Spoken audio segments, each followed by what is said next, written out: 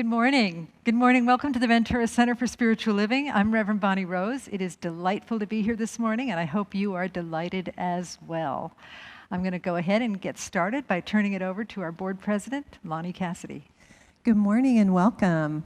Gosh, I like that word, delightful. There's so many wonderful things happening this morning, and I know I'm going to forget someone, but I'm going to start with Hugh because I always forget him. So I know he's got something delightful planned for us, and I just want you to think about the color that Bonnie's wearing and see if someone else might have that color on. Just a hint, and Bill. Oh. They can't see him. I know, that's okay. why I said they're anticipating. I'm getting them all anticipatory. All right, good to know.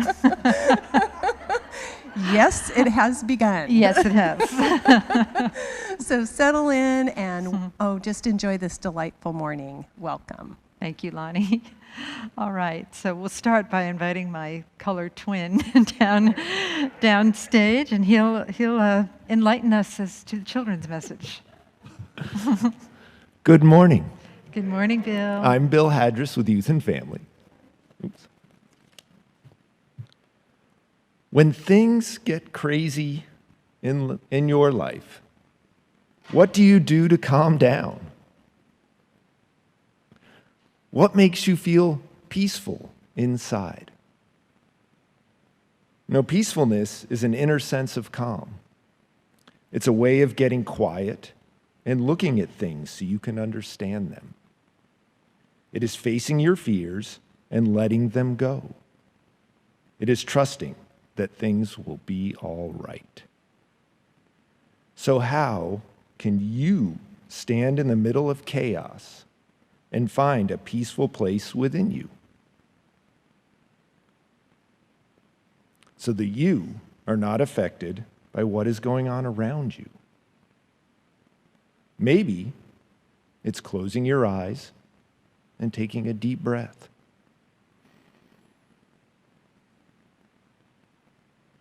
Maybe it's stop and count your fingers.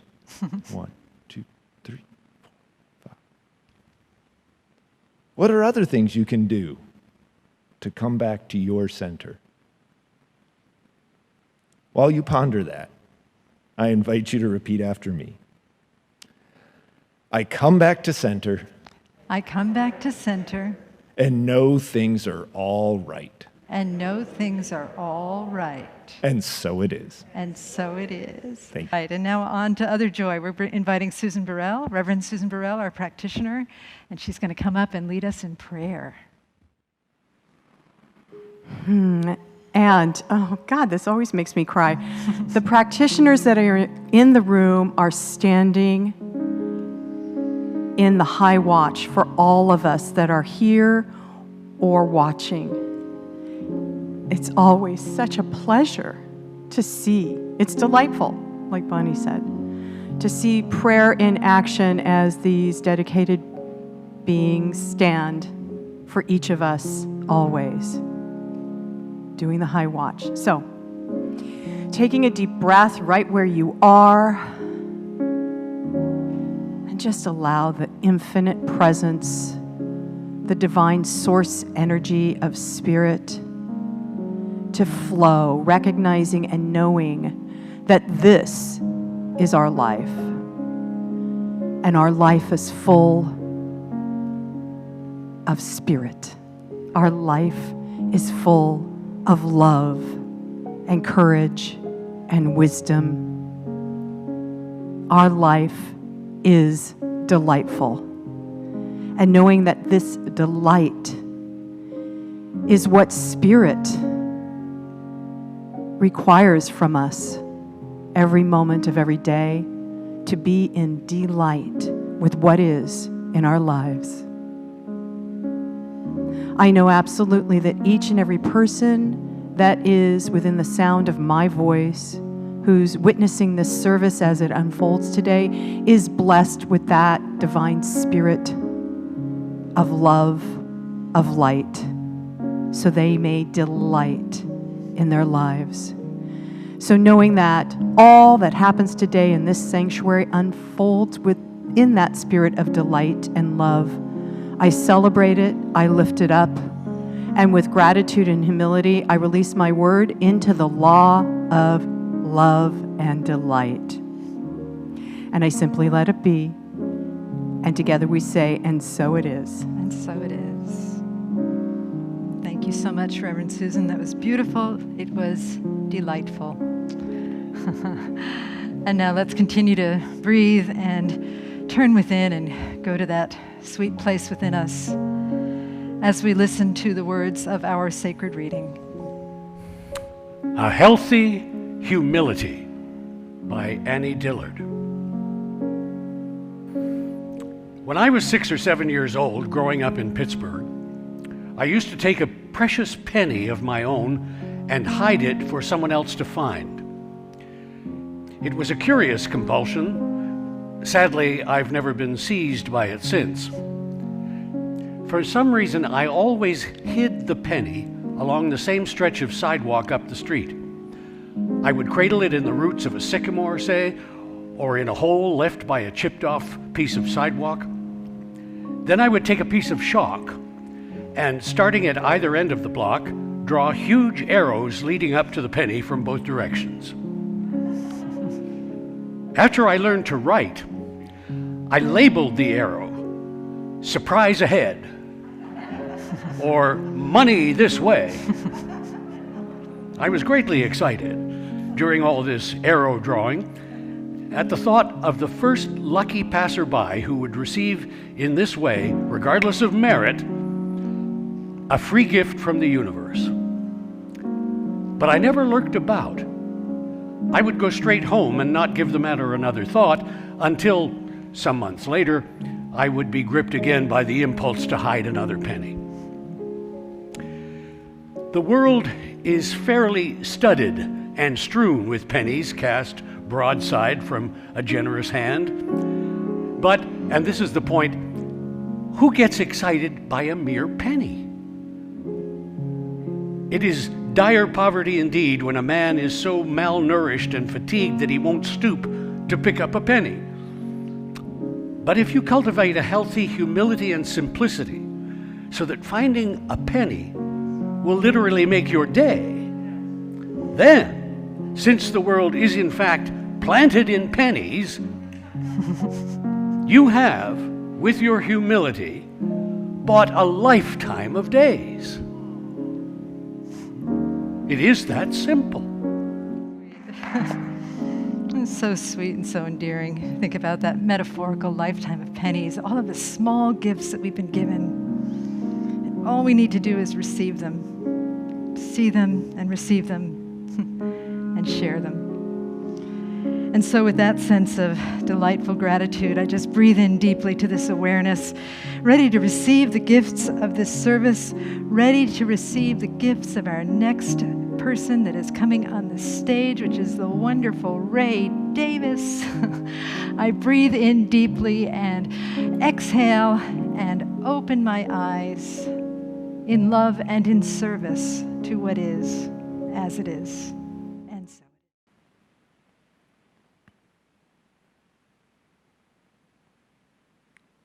This song is an expression of what I do to be receptive to the small gifts, the pennies strewn about. It's a song of meditation. It is called Morning Song.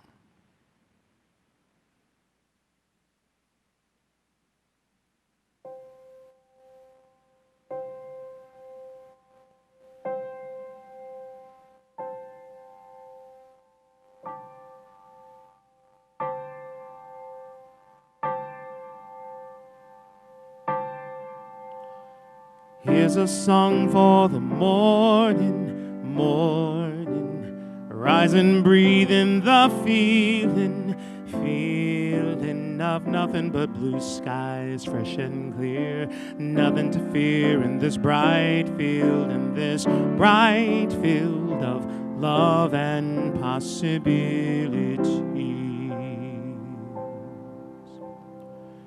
Here is tailored time for sitting silent still, still breathing in the moment, this moment, before the clang cacophony of where to be descends on me. I sit, I breathe, I remember. Here's a song for the morning, morning, rise and breathe in the feeling, feeling of nothing but blue skies, fresh and clear, nothing to fear in this bright field, in this bright field of love and possibilities. Here is where I'll be, what simply can't be done. Simply being wholly in the moment, this moment. And though my mind may interrupt with thoughts both pious and corrupt, and for a time it may hold sway, still I sit, I listen, and remember, remember. Here's a song for the morning, morning rise. I rise up and I greet the day. Only good is coming my way. It's all love and possibilities. No need to beg and plead from down on my knees. I've got peace over here, I've got joy over there. I've got talent in my toes and abundance in my hair. All of life is a here for me, and I have decided to believe it and receive it and remember. Oh, remember.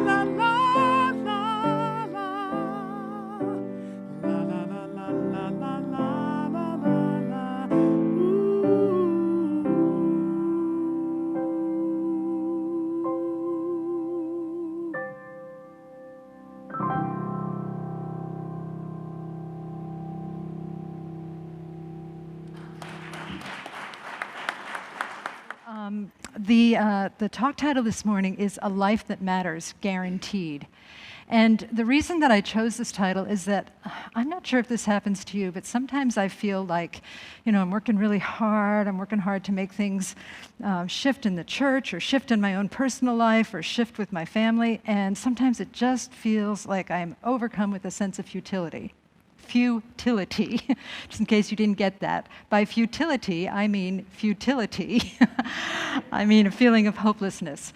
Now, I have to say it doesn't happen very often, and I think I have personally found an antidote to that, which I'll share with you today. But it is a thing, and certainly right now in terms of this pandemic, and we're starting to make steps to kind of piece the church back together and see what it will look like as we start coming back, as more and more people are vaccinated and as the numbers keep going down. And there are days when I say, I don't know what to do. I don't know what to do. I do know that God knows, but I don't know what to do. And I'm in touch with my flawed humanity, and sometimes it just feels futile. I hope I'm not the only one. Okay, good to know. Okay, all right. Then I was thinking about, today is Palm Sunday, and I think most of you know the plot, so I'm not going to go into it. This is not going to be your typical Palm Sunday service.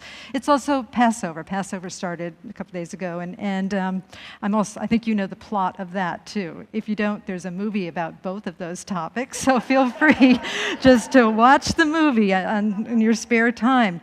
But I was thinking about Moses and Jesus as these great figures that we honor.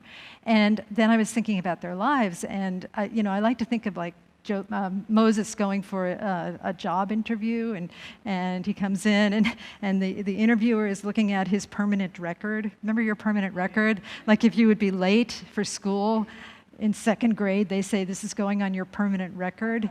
And I always thought that permanent record would follow me into my 90s. I don't know if it has or not, because permanent is permanent, people. Okay, anyway.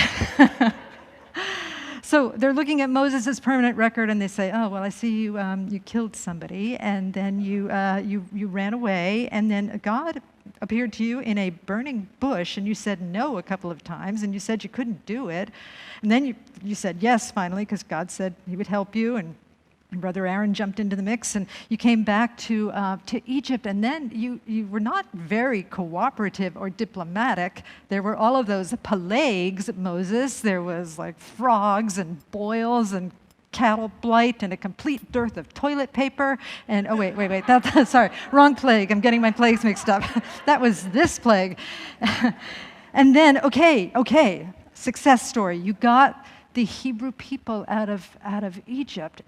And by the way, Moses, how long did it take you to actually get to the promised land? 40 years. And you yourself didn't actually get there, did you? Okay, we'll call you.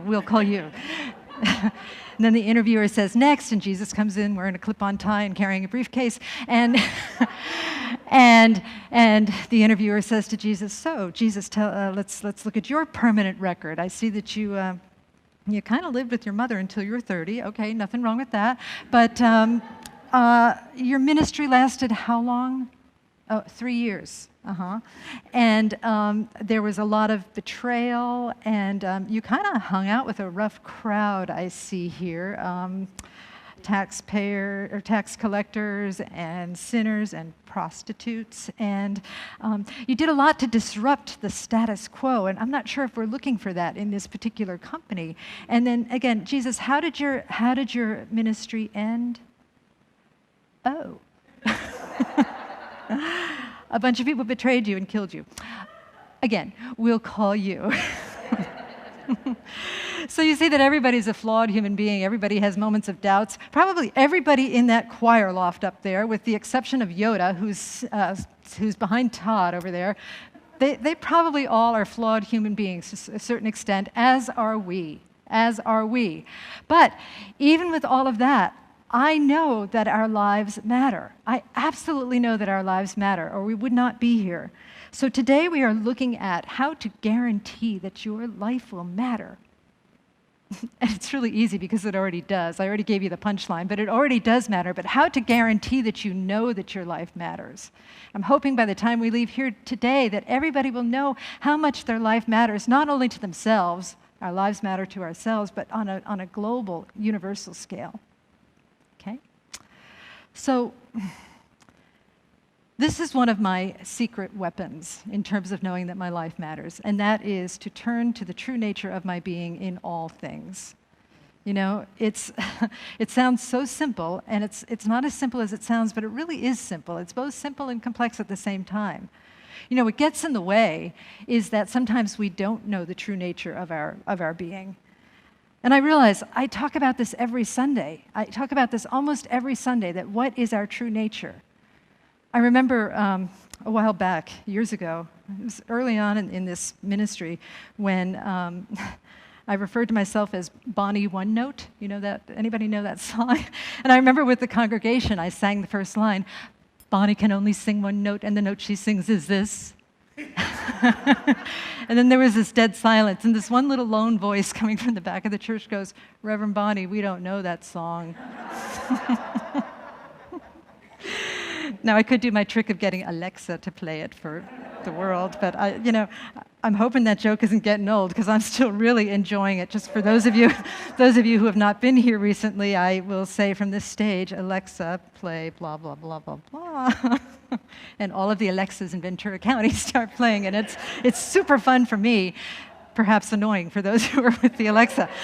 But anyway, if I am Bonnie one note, and by the way, does anybody know? Let's try it. Bonnie can only sing one note, and the note she sings is this. Good job, you did it. Oh, okay. If you want to listen to it, Ella Fitzgerald has an awesome recording of it. Yes. So anyway, where was I going with this? It was super fun for me. I think I'm done now. I can go. No, I'm kidding. So the one note is to understand our true being and to understand our oneness with God. That's really all there is to know. God is I am. That is all there is to know. And I keep looking for different ways to explain that because I shared a couple weeks ago, as Cynthia Bourgeois says, trying to understand our divine nature is like taking an Underwood typewriter and asking it to get on the internet. Okay, we just don't have the software to do it. But we have glimpses of it, and we have the heart to understand our true nature, and we have most importantly, the experience to do it. And we also have these great teachers that can guide us in those directions, and different phraseology will register for different people. One of the teachers I've been listening to over the years, but more in depth recently, is James Finley.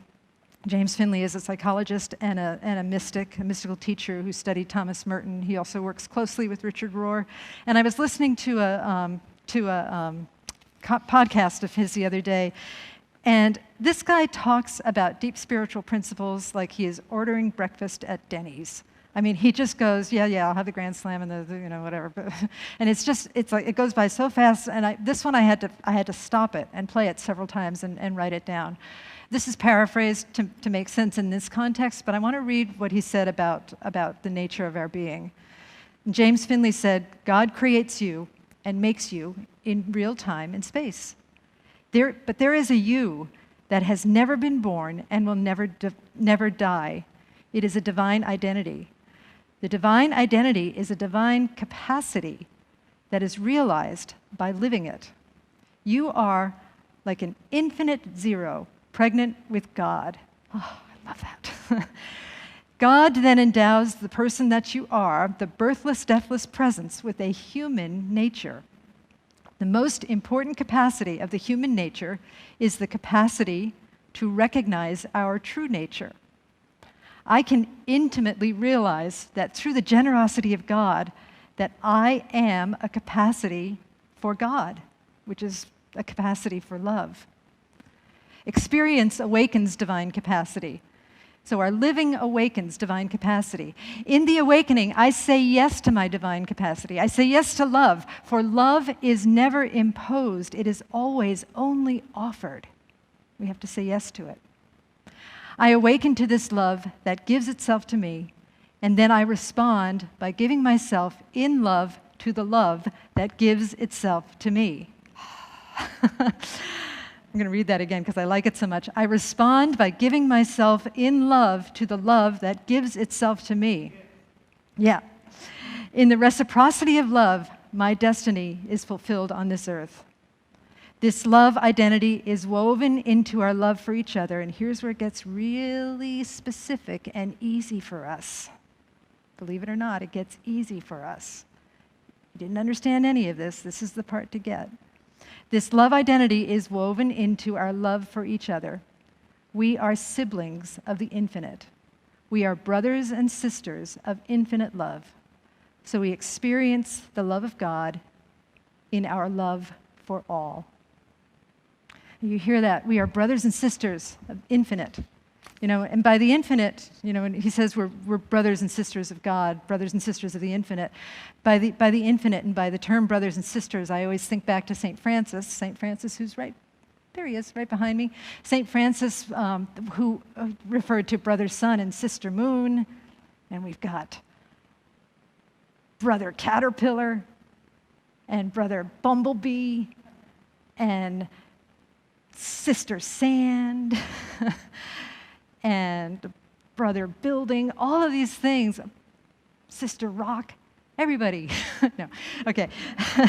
all of these things, everything in the manifest world is our brother and sister. It is the brother and sister of the infinite.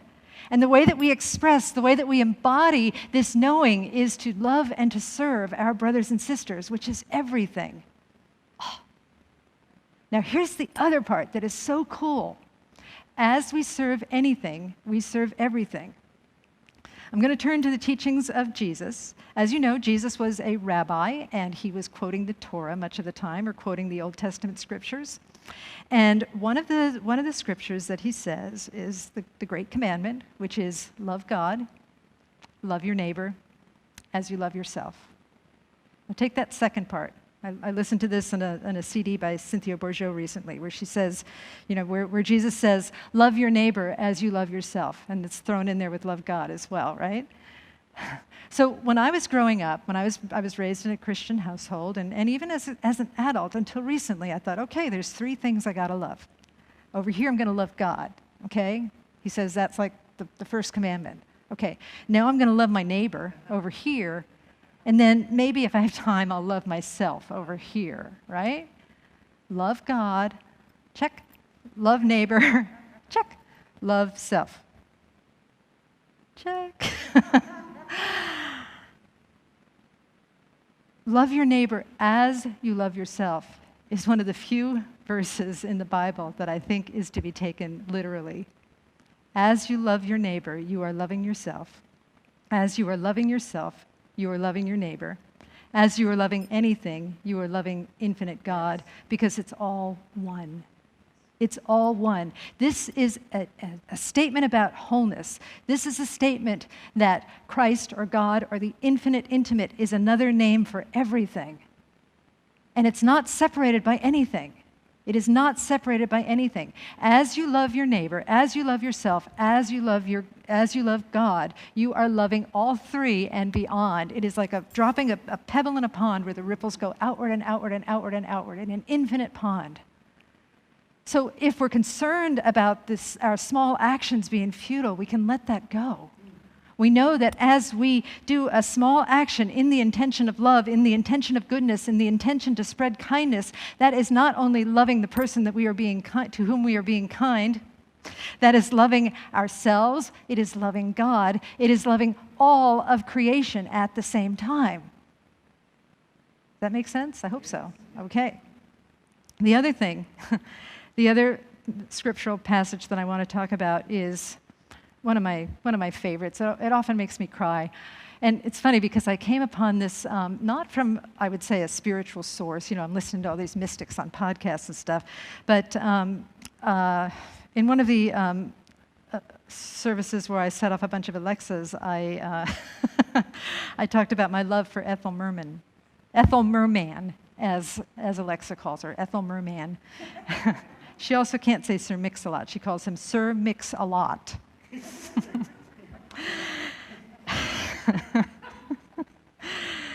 I love Alexa. Anyway,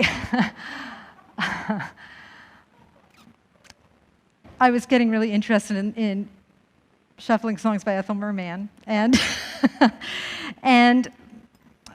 I got interested enough of her that I decided to read a biography about her. But while I was looking for biographies about Ethel Merman, I found that there was a biography about Ethel Merman and Mother Teresa. What? One of these things is not like the other, But it was written by this guy, Tony Cointreau is his name. His originally Jacques Cointreau from this liqueur family, this big liqueur family in France, and they lived in America, though. And it's a long story, but he had kind of a challenging relationship with his parents, so he had several surrogate mothers that were really kind to him.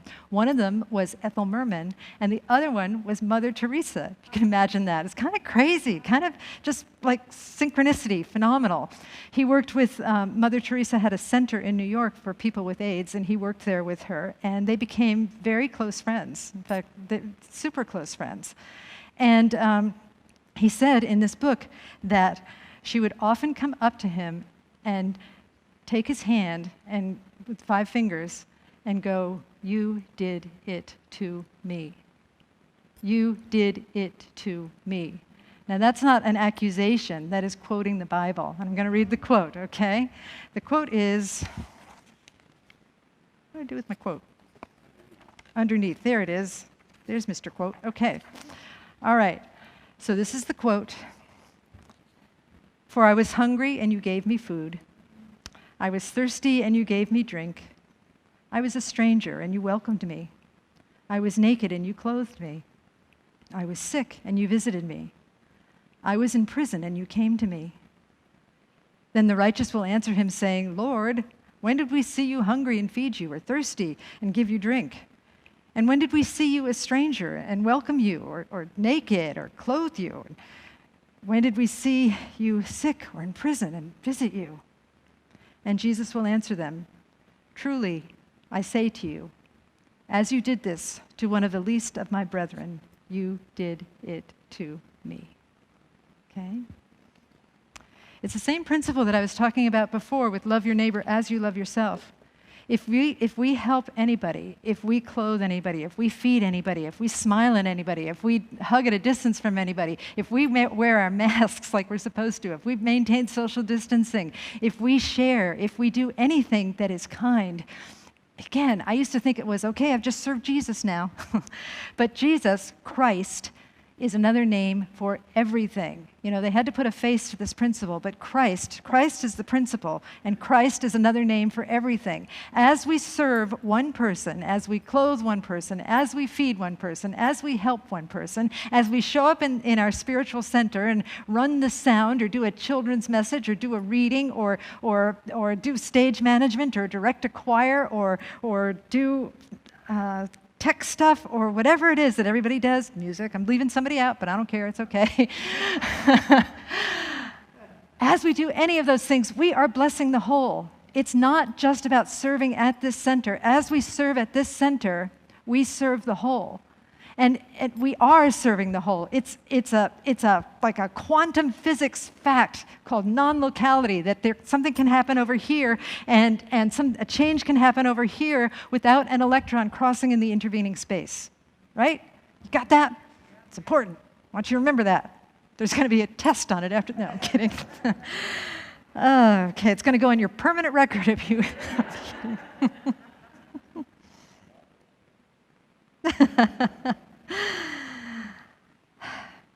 I was trying to think what it's like, you know, and I was thinking, I often turn to physiology, one of my first Bibles, and think about like, okay, next Sunday, just so you know, we're going to have a horse and a donkey on the stage because it's Easter.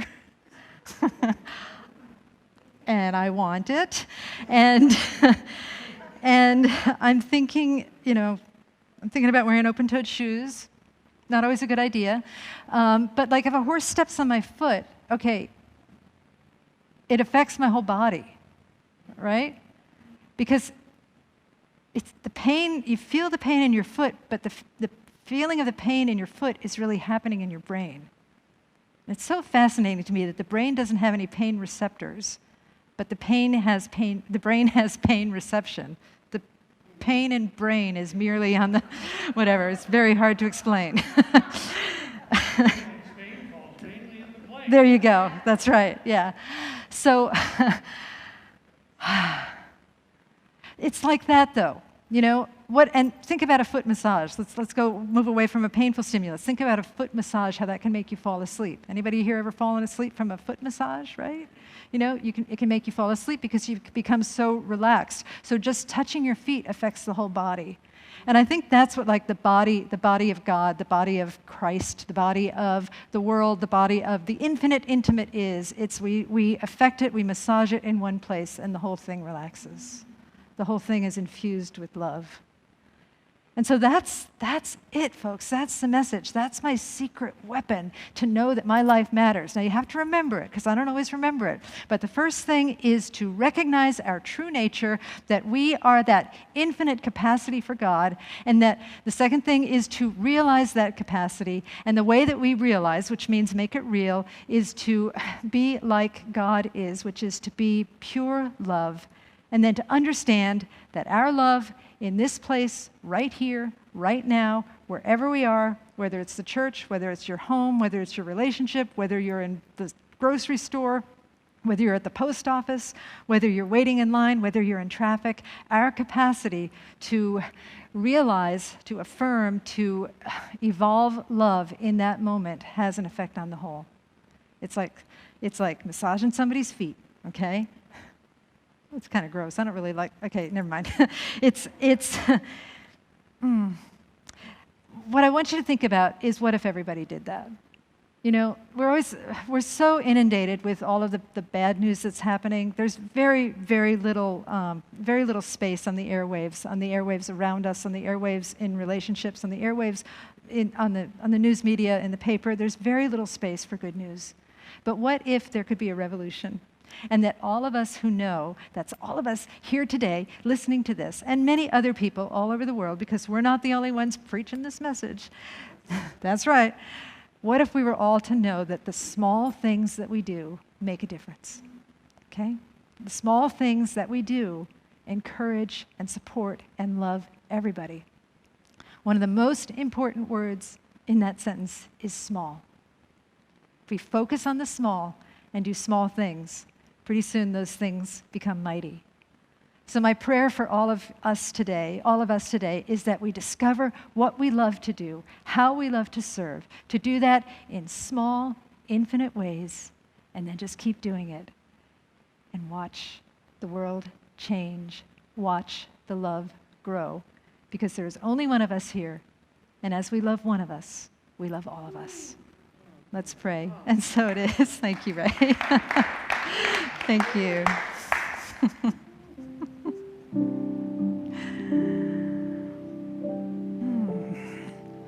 Turning within, I recognize the truth of the oneness of spirit, the oneness of all that is the one note, that is the truth of our existence, that infinite thread, that infinite capacity that goes through all of us, that is all of us. And I recognize the longing of this capacity to express that hidden treasure that longs to be known, that creates worlds around it so that it may know itself.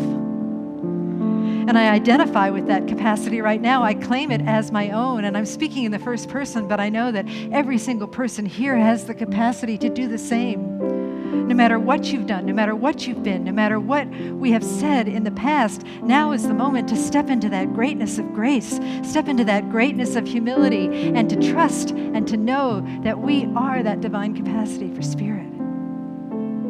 And in that knowing, what will our lives be? How will we engage in small yet infinite actions that bless everyone? Take a moment now to think of something that you can do on your way home, or in your home, or the next place you go, some tiny thing that you can do.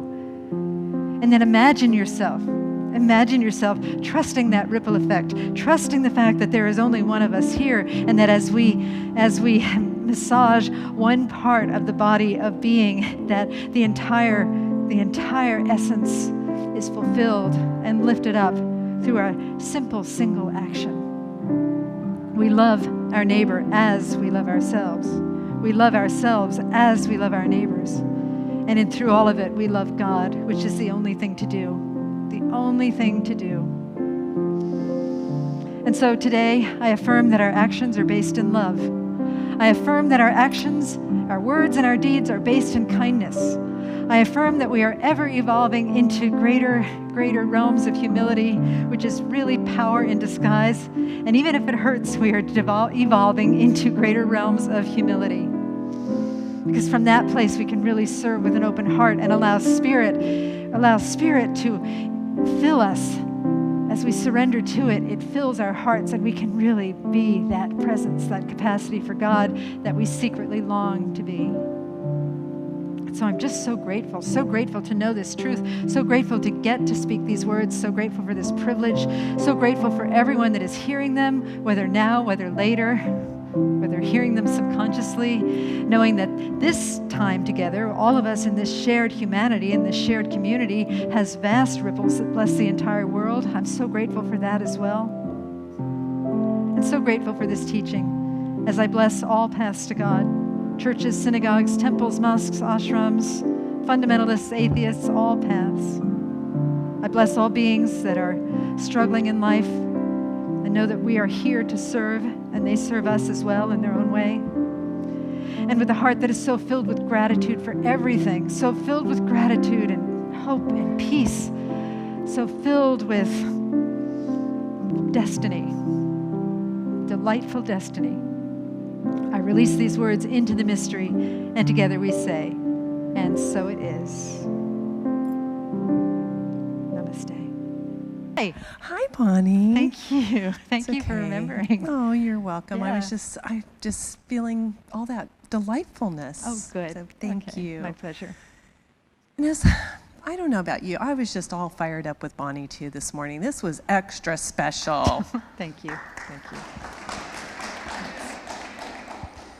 It's such an honor to be here to bless our offering, and I know that our acts of kindness and our generosity do set a higher vibration for our community and our world, and that is holding the high watch, as our beloved Susan said. So this morning, I just invite you to dwell in the delightfulness of your generosity, and I invite you to place your offering over your heart and repeat after me. We trust in spirit. We trust in spirit. Love is the giver and receiver of all that we are. Love is the giver and receiver of all that we are. We offer this gift. We offer this gift. It is an outer expression of our inner abundance and compassion. It is an outer expression of our inner abundance and compassion. Our gifts bless many. Our gifts bless many. And return to us multiplied in miraculous ways. And return to us multiplied in miraculous ways. So that we may give again. So that we may give again. And so it is. And so it is. Thank you, Lonnie. Ah, yes, it is an evolution. I refer to it as a revolution, I should say. I refer to it as the evolution revolution. A time for us to realize from the seat of who we are, our true nature, and express it openly in acts of kindness and generosity and love and compassion. Okay, so I just heard the next song. This is a song based on the teachings of Yeshua. It's called Blessed. You'll hear a message from Brother Sun and Sister Moon.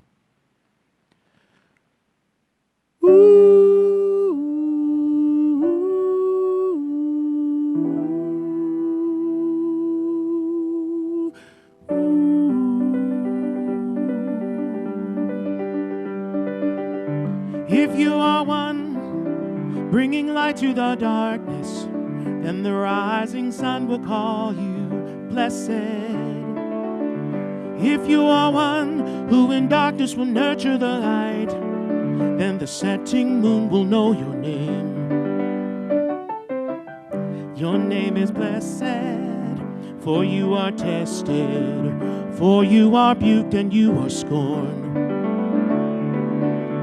Though they revile you, they can't defile you, for all receive their just reward, just reward. If you are one being light in the darkness, then the blazing sun will call you blessed. If you are one who in darkness reveals the light, then the glowing moon will speak your name. If they abuse you, if some accuse you, it's just that they don't know what they are. They have rejected what you have accepted. They fear the light and you shine like a star.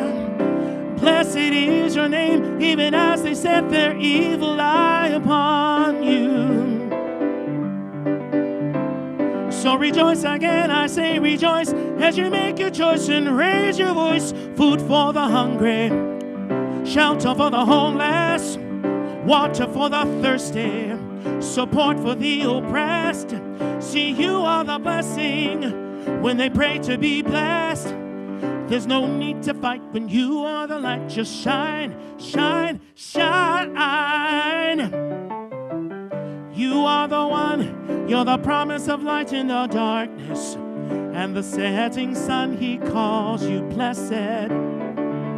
Oh, lovely one, from the darkness shine, shine your light. For the rising moon, she sings your name. Your name is blessed, blessed. La la la la la la la la la. Your name is blessed. Oh, blessed, yes. La la la la la la la la.